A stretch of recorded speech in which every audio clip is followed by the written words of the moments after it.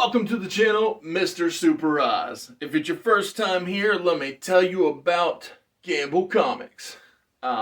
It's the company that put out my 68-page graphic novel called Everlasting Survivors. It has two covers. This is the Jeff Hicks cover. This is the Nick Crook cover. There are limited quantities still available at Etsy.com. Once those are gone, they'll never be printed again. Never fear. 2 new covers coming to Indiegogo hopefully soon. This is the new Jeff Hicks cover for Everlasting Survivors. This is the cover from the brand new artist, February Ferdian, for the second printing of Everlasting Survivors. He will be doing the art going forward in all the follow-up volumes. This episode of Mr. Super Oz will be a channel regular. It's called a triple shot. It's what I think will happen, it's what I want to happen, and a wild card. This week, me and 2 friends are going to talk about WWE Backlash. After the beautiful open rolls, then we'll go straight into the WWE Backlash triple shot. So keep in mind, Everlasting Survivors available at Etsy.com. See you on the other side.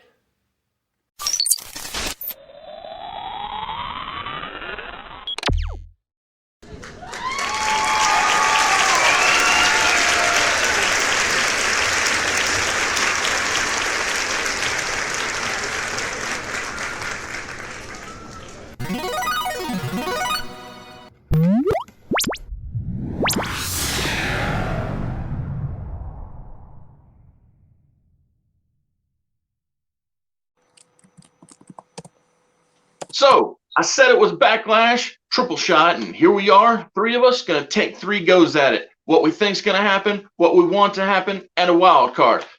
On Mr. Super Oz, I'm Oz. That's, well, what's your name today, my friend? El Fuerte. There we go. And Josiah's on the far side. I'm starting out what I think will happen at WWE Backlash. I think the show will open with the unification title match between RK Bro, the Raw Tag Team Champions, and the Bloodline Usos, the SmackDown Tag Team Champions. I believe in that match, as a big thank you to Randy Orton and his 20 years of service, and the fact that it's going to keep moving forward the storylines, I believe that Randy Orton and Matt Riddle will win the both sets of tag team titles, and hopefully, fingers crossed, the following night on Raw, we will get a brand new, beautiful championship, because I've never been a fan of the Spartan helmet look, whether it's a penny color or a quarter color. So that is what I think will happen at WWE Backlash.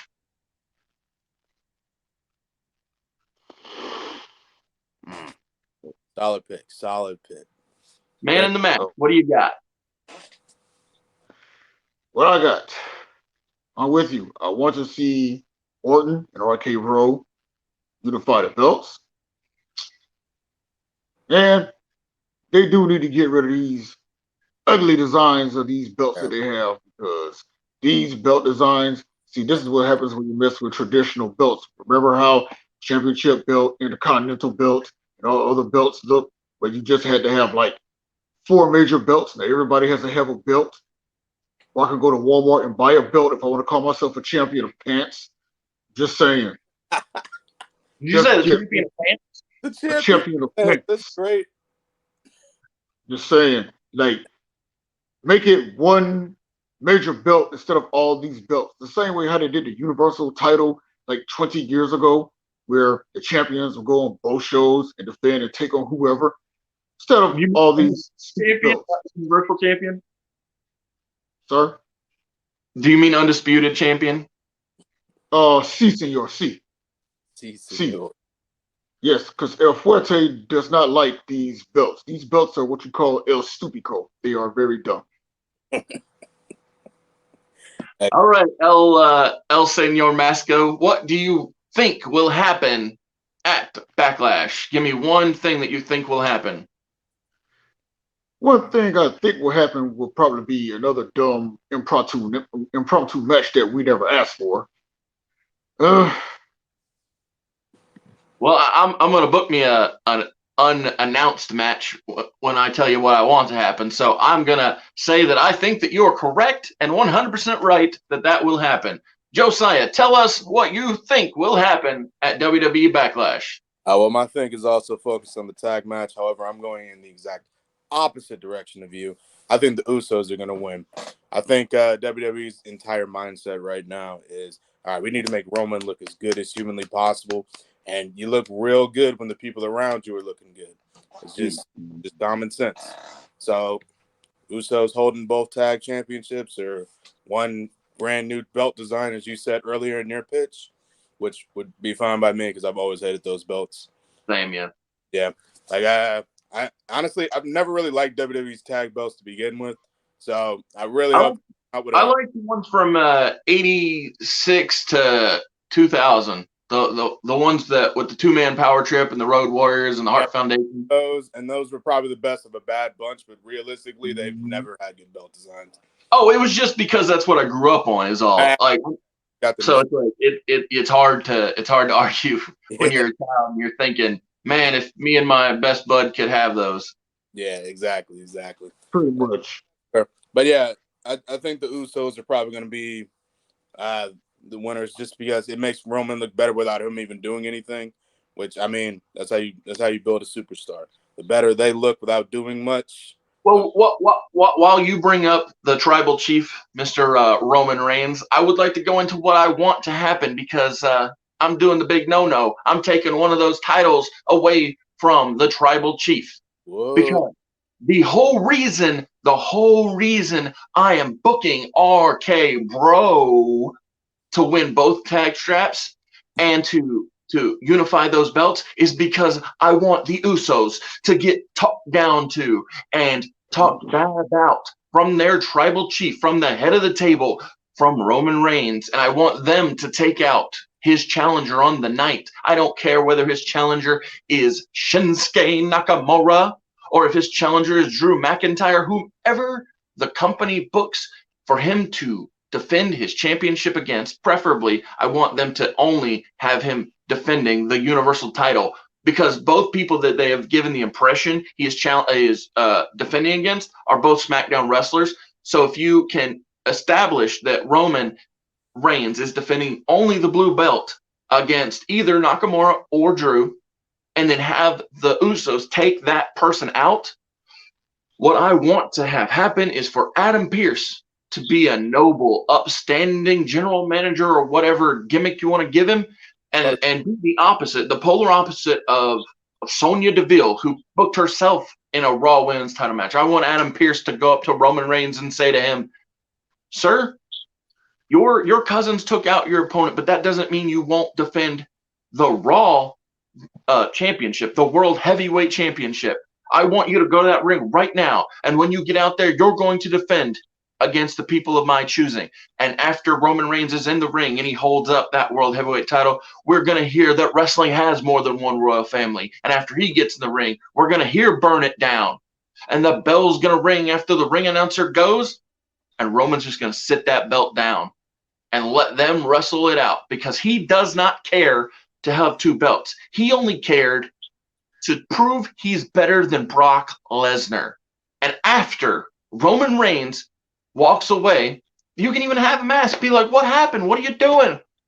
In the back, have not JoJo and not Renee or whoever works there. I don't know. Have somebody say, Roman, what happened? You were the undisputed WWE Universal Champion. He can look her dead in the damned eye and say, I still am the undisputed WWE Universal Champion. Count the days I haven't lost this title. That belt meant nothing. The only reason for that match was for me to prove to myself and everybody watching that Brock Lesnar isn't better than me. And I did that. I don't need that belt. I also don't need Monday Night Raw. See you on SmackDown. And so that gives us the ability to put a top prominent championship back on Raw. And more importantly, it keeps the Usos strong to telling the story. So they're the reason that Roman didn't have to defend his prized blue championship, his universal championship, the one that he has never lost and will never lose in his mind. So that's what I want to happen. Not mad at it. Not mad at it at all. Mr. Man in the Mask, what do you think? I love it. El Thank you. Forte loves it. El Forte loves it. What Loves do it a you lot. see, Mr. Forte? What's the question again, Senor? What do you want to see at the Backlash? We heard what you think's going to happen, which is an impromptu match. What do you want to see happen? Can Forte tell you what he does not want to see for the umpteenth time again? For sure. You can do whatever you like, Mr. Senor. So, Senor in the mask here has read that. Is it true that Lashley and Omos are going to be on this card as well? It is true. Oh, yeah. It is true. It's WrestleMania Backlash. Just expect all rematches. Yes, they need to put that one to bed like a newborn toddler swinging from a tree in a tropical storm. That's what they need to do. Nothing against both of those guys. It's just that the booking is just to me. The booking is just there. I'm not feeling it. It's just like a cheeseless chimichanga. Like I cannot taste it. I don't feel it. It looks good. It looks good on the menu, but there's no taste there. No taste there for Forte's buds to sink into and to enjoy. All right, Mr. Strong. That was good stuff. Josiah, what you want to see happen? I'm probably going to have to mute myself.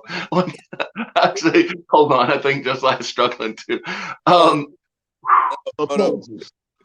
Oh, my cheeks hurt. Oh man, so what do I want to see happen? So I'll be honest with you. This pay-per-view, there's not a lot to it because it's basically just WrestleMania, but let's just do it again. And shorter. We're doing it one day, not two. Right, exactly. But I will say one of the matches I'm still interested in is Styles and Edge.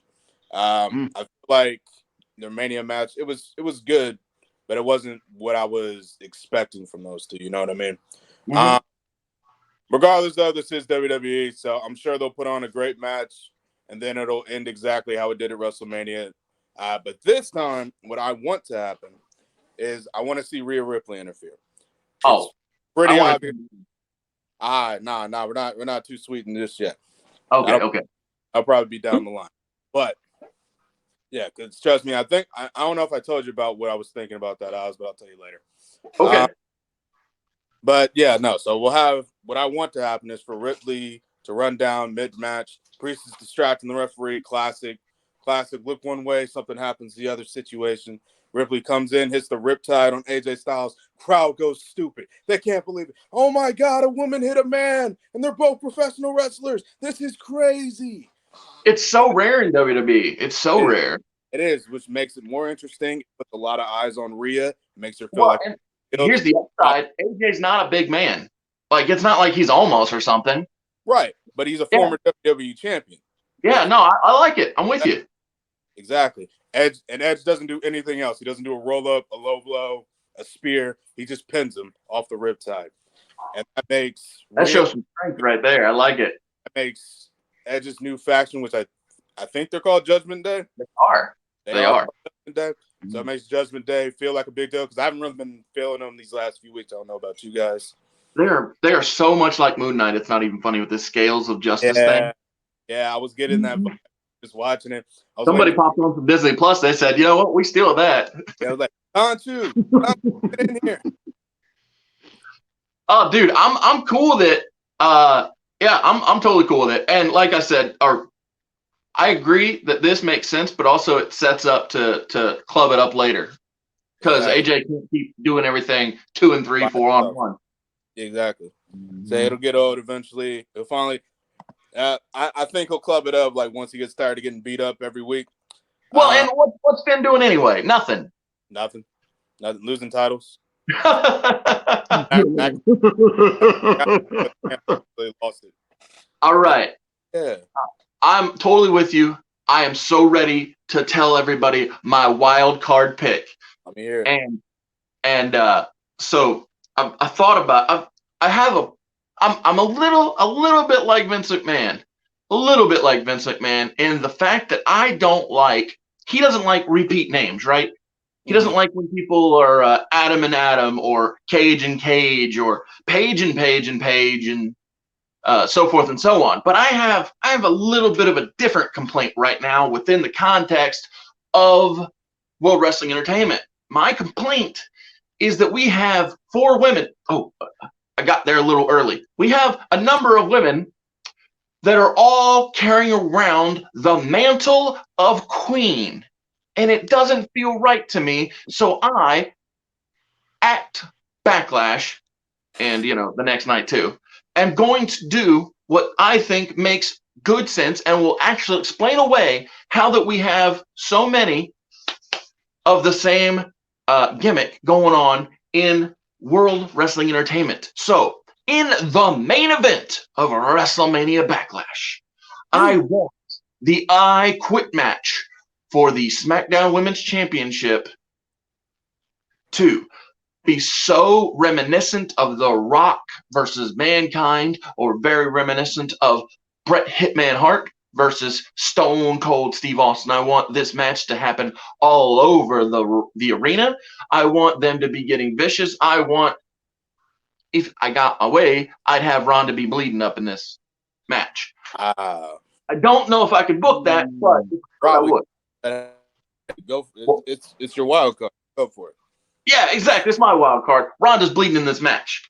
So as these 2 women are working their way up the ramp or throughout the arena, they're going to get to the staging area, and 2 women will attack Ronda Rousey in hoodies. Yeah, I got you. You both got hoodies on, right? Yeah. Pull those up, please. Pull those up. Pull the hood up. So we will have 2 hooded attackers take out Ronda Rousey and go and take them down. And at the end of the match, it will be revealed that the 2 attackers are Natalya Neidhart and Shayna Baszler. The commentators are going to be like, I thought Natalya helped Ronda get ready for her matches. And Shayna, they've been friends for years. What's going on here? Well, after the attack, let's say they use a lead pipe or whatever. But after the 2 attack, they stand there. Charlotte puts on the figure 8. Ronda's bleeding and can't respond. The referee lifts her arm once, lifts her arm twice, lifts her arm 3 times, and it falls each time. Charlotte Flair retains because Ronda Rousey's body quit, not because she quit. And so let's open Monday Night Raw the next night and have the commentators putting over this new alliance. These 3 women are working together. What's going on? All night long for 3 hours. We keep talking about it. And in the main event segment, Charlotte Flair comes out, still SmackDown Women's Champion, but flanked on her left and right are the Queen of Spades, Shayna Baszler, and the Queen of Hearts, Natalya Neidhart.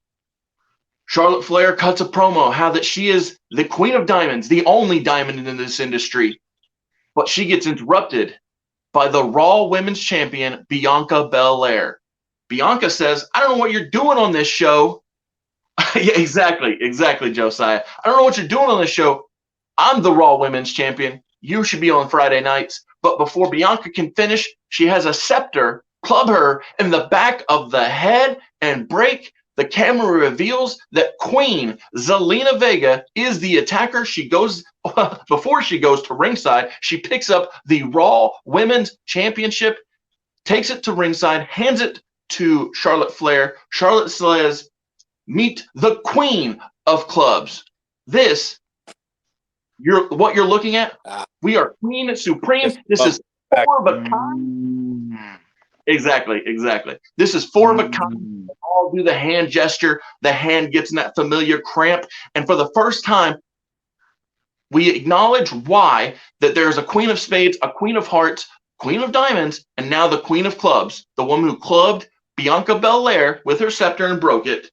4 of a Kind is now created. Charlotte is holding both the Raw and the SmackDown Women's Championships. I want it to happen. This is my wild card. If I could do any, also I would keep Ronda away after the last night's attack, because at the next event I would have Charlotte combine the 2 women's titles, and have only one top woman.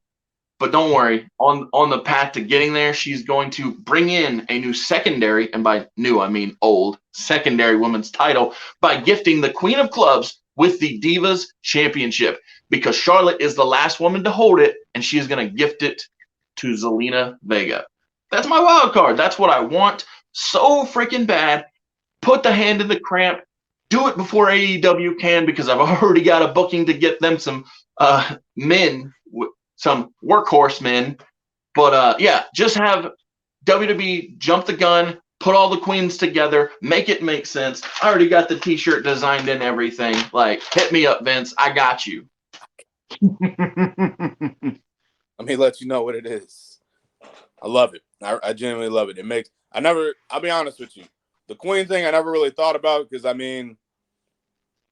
just didn't pay that much attention to it, because I just used it. Now, imagine, if you will, that Xavier Woods wasn't the only king on the active roster of WWE. Imagine, if you will, that he's not the only man who calls himself king. How annoying would that be if you had 3 other men calling themselves king? Yeah, that would be confusing. Yeah. Very confusing. So that's why I'm putting all 4 queens together, and they already have it booked right. Natalya is the Queen of Hearts.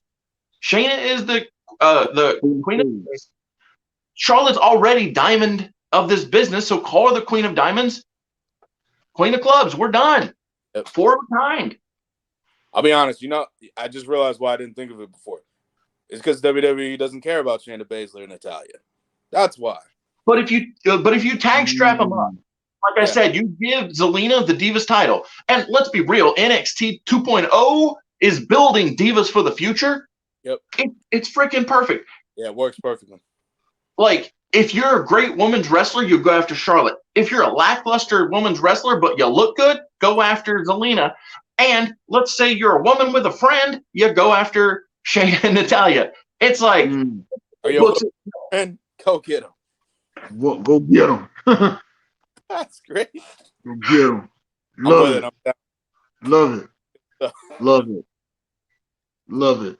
And they'll give Man in the Mask, give me a wild card pick. What do you want? You want everybody to lucha it up? It would have made more sense. You more high octane, but there are rules set in place that, well, nobody can use a power driver unless Fuertes says they can do that. They must have Fuertes' permission after Senor Undertaker to use a power driver. There you go. I like that wild card. Josiah, give me your wild card, and after this, we'll bring on Gerald Thomas, the true man without the mask, to talk about his live WWE experience. But yeah, Josiah, I need to hear your wild card for the show. Yeah. So my wild card is a lot less wild than I normally do, but it's something I really want to happen nonetheless. It involves the Cody Seth match, and I'm kind of looking at this in like the vein of, so think Michael's angle when I talk about this pitch.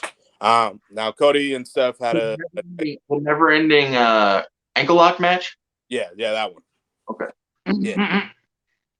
So much like Shawn and Angle did, they had a phenomenal match at WrestleMania. It was really good. Now that I think about it, Michaels and Cena did the same thing too, where the match at Mania was really good, but the match they did, I think in Angle and Shawn's case, was on like SmackDown or Raw or something, and Cena and Michaels was like next pay-per-view. But it was like, well, I know for a fact that Michaels and Cena was on a Monday Night Raw because it was in the UK. Raw. It was 2 weeks after. That's right. Yep. Okay, so it was that match. But it was, my point being, the WrestleMania match was good, but this next match is great, and I want them to have like, not like a stipulation, but like something where like, okay, they have the time to have a good match, and we know they're going to have the time to have a good match. So I want them to have a 30-minute Iron Man match. I think they're the best two workers on the entire show. Looking at the card, top to bottom, that what they have right now is at time of recording, of course. But I think they're the best two workers on the show. I think them going 30 minutes back and forth action. I don't really know how I want the match structured, to be honest, because I've never been a fan of, going 30 minutes and no one pins anybody. But obviously Cody's going to win. I think it's probably best for Cody to just win like 1-0 when I was initially thinking this pitch. And like he get that one like 10, 15 minutes in, and then the rest is just, can Steph tie it up? Oh, is he going to get it? Because you never really see that. Like an Iron Man match is always, all right, they tied it up. It's whatever. Baby face. Yeah. I think that's a strong pitch for an Iron Man match generically. Like, I really like can we actually just make it the halfway point though? Instead of 10 minutes, let's make it 15. That's fine. Because I think it has to be enough time to like, okay, that's one match. You basically have to have a second match with no finish. Exactly. My mindset when you did it. Yes. Because I want the drama to build. Because Seth's so good, he'll make it work. Right, absolutely. Especially, of course. I get Seth's like the annoying heel, and so you normally don't want the heel to be like kind of the underdog in that situation. But we all know that he can deliver. So yeah, exactly. So that's he can more than deliver. Yeah, Seth exactly. can more than deliver. Remember SummerSlam? What was it? SummerSlam 2015. We had wrestled Cena and Sting. Yep. Seth was the workhorse in that match with Cena at SummerSlam 2015. I said, no, when he came out there dressed up like the White Ranger, you know what I'm saying? I mean, he came out there in the White Ranger outfit. I was like, yep, he really channeled the powers of the Tiger Zord in that match. So White Ranger Tiger power. I know, right? But looking at that, just shows you how much of a workhorse that man is and how conditioned of an athlete he is. Exactly. Like you say, Josiah, he's that annoying heel, but you cannot, and any wrestling fan out there cannot hate that man's work ethic at all. I mean, he's an annoying heel, but at the same time, he's that annoying heel that you have to respect because of him busting his behind in the ring to give the fans what they want. And also making the other guy that he's in the ring with look good as well. Exactly. And you know what, Mr. El Forte? You're 100% spot on the money, man.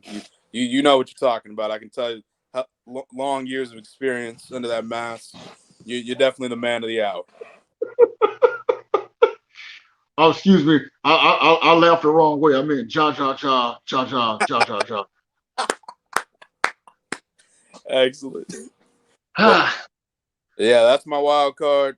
I know Seth and Cody are going to have a good match even without the Iron Man stipulation. That's just a little something. Well, that's partially why I think that putting the world title in that match and just having Roman step away is why that's going to be so good, is because I do believe, like you did, that they'll have the best match of the night. Yeah, exactly. So I ain't mad at it. I'm very pro the idea of a 30-minute Iron Man match. Yeah. I just don't want to be predictable because when you hear Iron Man match, you think, okay, one or two things are going to happen. Either they're not going to, no one's going to score a fall until either the last second or at all, and then they have a regular match at the end. Right. That's what sudden death is. It's just a match. Of course. Of course. And then the other option is they score a bunch of pinfalls back and forth. Somehow it ends up tied at the end, and they still go to sudden death. Right. Well, I think back to the Brock and Angle on SmackDown where Brock got himself disqualified so that he could get 2 falls up. Exactly. I thought that match was structured real well, even though it was an hour, not a half an hour. But as far as like a half an hour Iron Man match, I think Pac and Omega is another great example of a 30-minute Iron Man match, and it was very recent. Yeah. First DQ in WWE history too. Exactly. And it was used expertly well. The crowd was like, "Oh my God, there was a DQ! I can't believe it." I freaking love it. I love that company. Such a good man. I can't, like, Pac's one of those guys that could be world champion any day, and I don't think anyone could say anything. Like, that's the beauty of how well that company is built. I've had this conversation, I believe, with both of you offline, but for sure with other friends, where the big difference between WWE right now and AEW, pretty much in its entire existence, is the number of talents that have been treated so well in AEW that if they were strapped up with the world title, they would be believable, and the lack of talent in WWE that would be a believable world champion, due to the poor booking of the shows. Like right now, the only it's not the only reason, but the primary reason why I want the world title to be in the Seth and Cody match is because who on Raw besides Cody and Randy are believable challengers for the world title? I mean, maybe Seth. I'll give you maybe Seth. Yep. But I think that to be fair, they have built it so that Seth is literally the only person in the company who has not lost to Roman, like via pinfall. Yeah. Yeah. So good point. But yeah, those three guys. Randy, because he's got 20 years experience. Seth, because like you said, they didn't book him to lose. And Cody, because he's so new. Yeah. Those are about the only people on the Raw brand that I think could even be believably put into a match with Roman. But I don't necessarily think that any of them would get the 1, 2, 3. That's why I think the best plan is to have him walk away. Yeah. Whereas in All Elite Wrestling, Maxwell Jacob Friedman, Wardlow, Punk, absolutely Punk. Yeah. If Omega comes back tomorrow, he's in the running for the title. The day that he wants to have the title back, he's in running again because that's how well he was treated. Yep. I think Pac would need to get on a little bit of a run, but I think that he's been treated good enough. What, a month, couple months, like yeah, exactly. For Pac to be, oh yeah, that's world champion contender Pac. I'm like, okay, right, yeah, for sure. Here's somebody that I think is going to catch people by surprise. But the day that it happens that he challenges for the world title, they're going to be like, oh, yeah, that makes perfect sense. Sammy Guevara. Yep. I actually want Guevara, assuming that All Out stays in Chicago, I want Sammy Guevara to be the one to challenge CM Punk in his hometown because he's already getting mad heat. So just lean into it and have the guy getting mad heat go against the guy who's in his hometown and getting all the love. Yeah.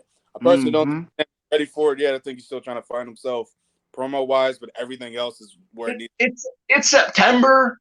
Yeah. So that's why I thought, there's enough time to get figured out.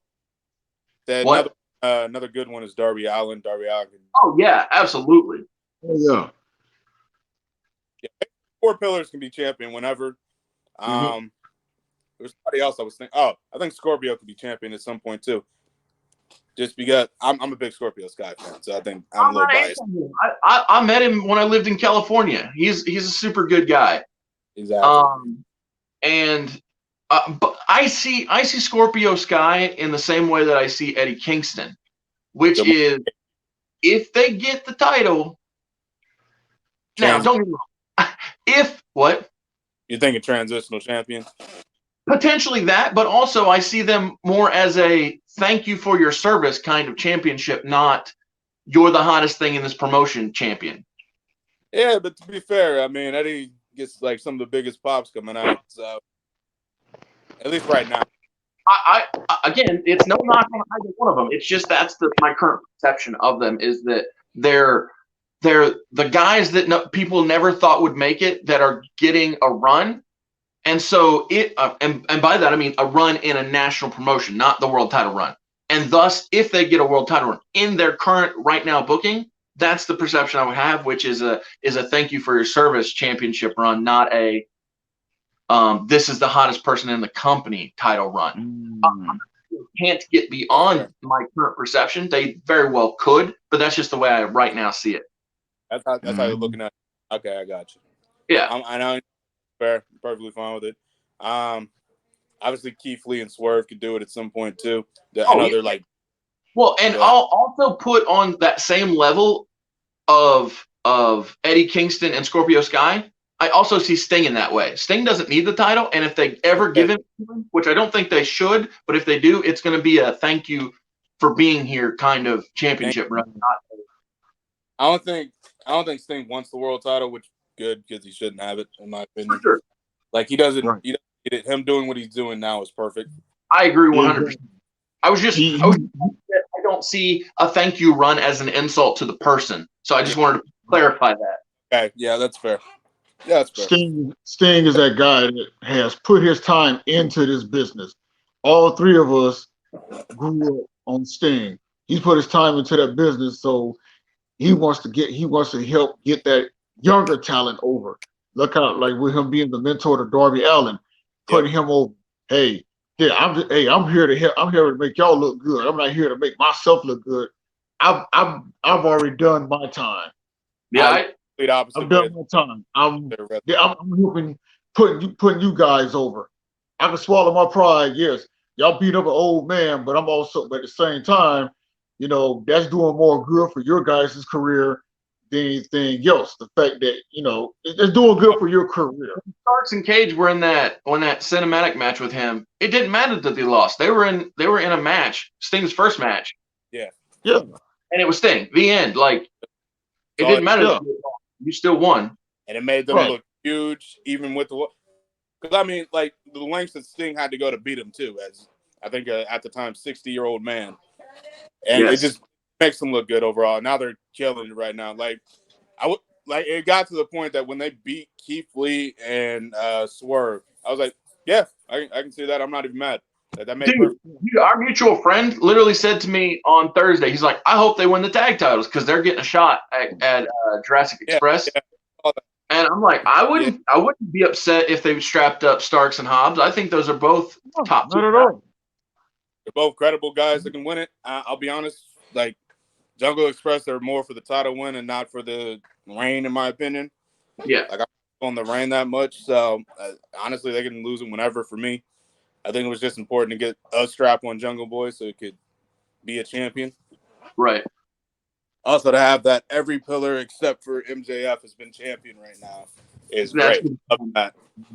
So, as I teased a short time ago, I would like to hear from Gerald Thomas because he went to see WWE live in his hometown or home area.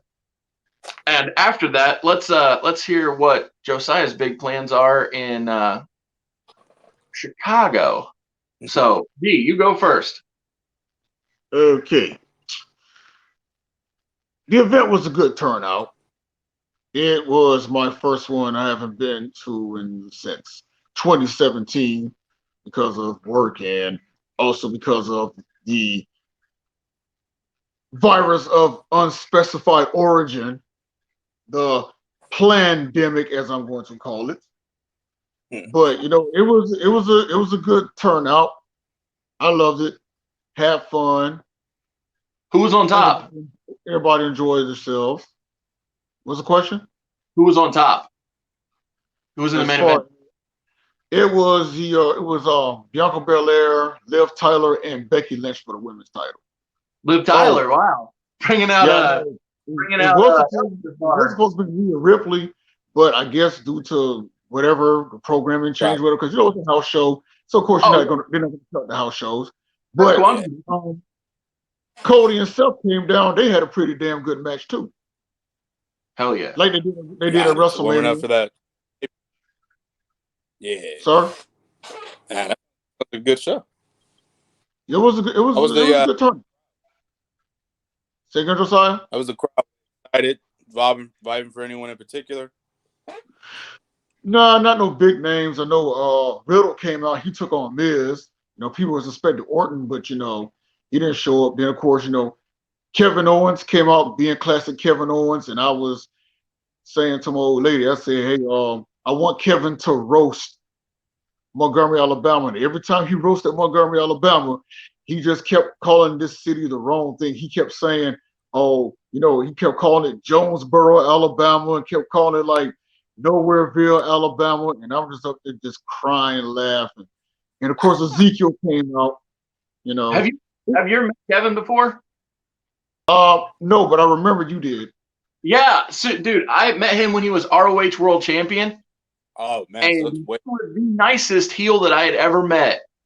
So, him and Cedric Alexander both were really cool with me, but Cedric was very uh, almost shy. It felt like, but KO, man, or Kevin Steen at the time, he was happy to be in the town. He was happy to work, but he was also happy that I was happy. When I complimented his world championship, he was like, "Here, do you want to hold it?" And he gave me the ROH world title, and we got a picture together. It was just he was a surprisingly, like, because I'd never, it's my first time meeting him, so I'd only ever thought of him as this big nasty dirty heel. But man, he was one of the nicest guys that I'd ever met in the business. Man, I'm so happy to hear. That's good, guys. So that's awesome to hear. That's good. That is awesome to hear. So I'm glad to hear that you had a good time, G, or Man in the Mask. But before we close out this video, I heard something. I heard this really cool rumor earlier in the week, and I would love for Josiah to tell everybody why he's not going to be here to review a big event in Chicago. Yeah. So I'm planning on going to Forbidden Door as of right now. Obviously, at time of recording, tickets haven't dropped yet, but I'm definitely planning on buying a ticket. I'm planning on going. I've been a New Japan fan for a long time. I've been an AEW fan for as long as they've existed, and literally like a dream situation for me. So I'm 100%. But it's going to be huge. I'm really excited for it. So I'll let Oz. I know this is off topic. 100% going nothing. I know this is off topic because we were talking about WWE Backlash. Up. Yeah, you're breaking up on my end too. Yeah. So I know this isn't about Backlash, but the match I want to see most at Forbidden Door is what? Josiah? Oh no. Say again. Go ahead. Okay, you're back. So the match I want to see most at Forbidden Door, assuming that CM Punk beats Adam Hangman Page at Double or Nothing, I want to see GTS versus GTS. I want to see Kenta challenging CM Punk at Forbidden Door. Yeah, that's the I'm hoping for. Say another one. I want to see the Undisputed Elite against some. I really want to see him against Los Ingo's Bernabas Day Punk. I have no idea why I want to see that match. I think I just want to see it because I love Naito, and his whole personality would vibe well with Adam Cole in my head. Like I think the way those two work they would bounce off each other really well. So I really want to see that match. There was another match I really wanted to see. I think I wanted to just see Hangman Page hit somebody really hard. So Hangman versus Shingo was probably top of my list for that. Can I tell you who I want Page to fight? Who? Lariat versus Lariat. I want the Rainmaker versus the Hangman for the IWGP World Heavyweight Championship. Oh man, that would do. Oh, that'd be great. And I already know what I want to happen after the match too. Oh boy. So after the 1, after the 2, and after the 3, I want the return of the cleaner, Kenny Omega. Even if he can't wrestle, I want him to come out. I want to shake both men's hands and show respect to the IWGP World Heavyweight Champion, still Kazuchika Okada, and show respect to former tag team partner Adam Hangman Page. And, this just be the return of him coming back to both companies to some degree. Also, quick question. Absolutely. Who? Kota Ibushi. Absolutely. Yeah, he is. Okay. What is it again? Is it his neck? I could have swore it was his arm, but I could be wrong. Yeah. Like he Omega, right? Kota Ibushi. Partner from Japan. Yep. Oh, okay. Yeah, no, because I was struggling to remember because I know I haven't seen him in a while, but I couldn't remember what his injury was. It might be the neck, but I thought it was the arm. It could be the neck. I'm not sure. I know he got hurt at Wrestle Kingdom. Yep. in his match, and they had to literally go, "All right, we're done. Stop." Like Yep. in Japan. So that's how I knew it was bad. Exactly. All right, guys. It was such a pleasure. I believe this is the longest video I've ever put out.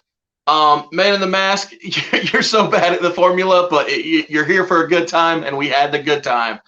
Josiah, your ideas. Guys, we will definitely do this again. And everybody, I hope you enjoy Backlash. I hope you enjoy Forbidden Door. I know wrestling sucks, but I love it. Bye. And it's still a war to me, damn it. See ya.